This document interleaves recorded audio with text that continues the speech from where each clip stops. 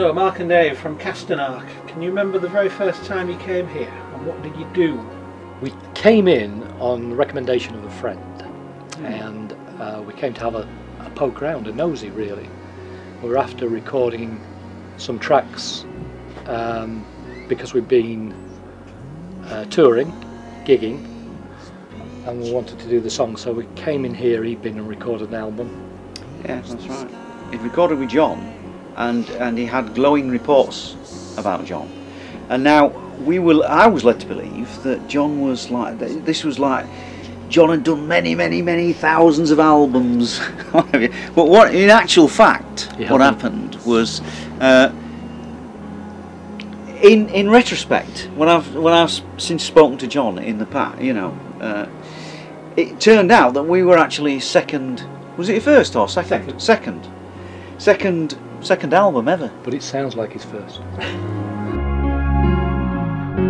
Close your eyes and fancy a tall ship. We were suitably impressed, so we booked, I think, some time in to come and record Journey to the East. But when we did come, I strictly remember coming in, and it was in that room there. It was in the main, you know, in the main workroom. And John said to us, John was there was a band in, and John was saying to us, he was sort of taking us round and showing us different pieces of equipment.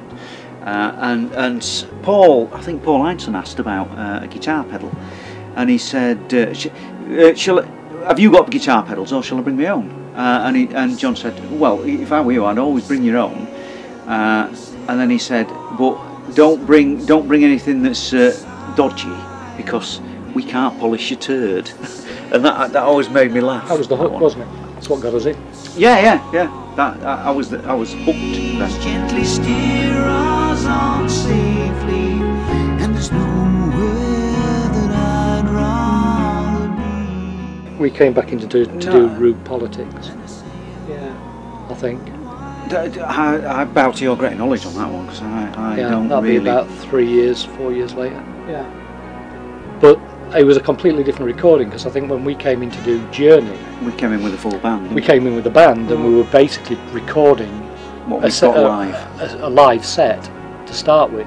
I can remember sitting here in front of Keith's homemade desk, all of us having a hand in the mix at the end. Yeah. Remember that? I remember, Mark, you pushing those 2 faders up there. Yeah. And then he reduced you down And I to did it one. expertly, I'll have you know. Yeah. That's why he knocked you down to 1 fader.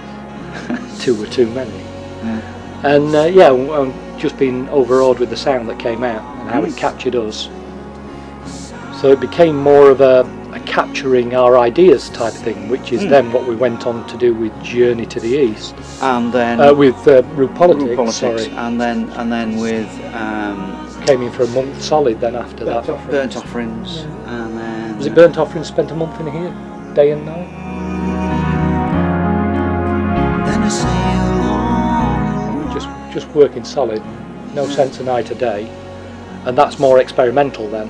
And we were dabbling with things, and MIDI had just started up all the fun and games it had. So the studio worked for us in lots of different our ways. first foray into MIDI? Early on, yeah. Some pictures that of me. particular track. That was Dal Segno, wasn't it? And the CX5. And so Dave Richardson, bass player, you came here long before then, didn't you? I think you came when the studio was still up in the house. Yeah, around about 68, 69. We came in, the studio was actually in Keith's house, and then we came and did a couple of tracks with the blues band at that time. And I remember being stuck in just a room, a really small room.